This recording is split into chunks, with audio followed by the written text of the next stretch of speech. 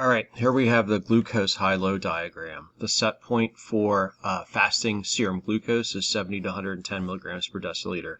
Anything above the dotted line is too high. Anything below the dotted line is too low. Let's go with too high first. So let's say after a meal, our glucose levels, our serum glucose rises above 110 milligrams per deciliter. Chemoreceptors sense anything chemistry related in the bloodstream.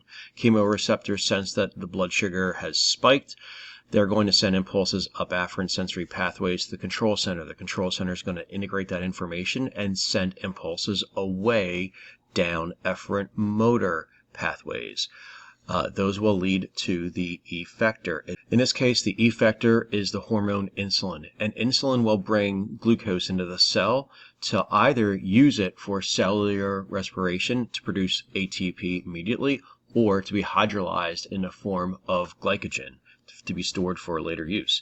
Either way, insulin will bring down the serum glucose back to 70 to 110 milligrams per deciliter. If, let's say, you haven't had a chance to have breakfast and your blood sugar is dropping, chemoreceptors will sense that. They will send information through afferent sensory pathways to the control center. Control center will integrate those impulses and will determine that the blood sugar needs to rise.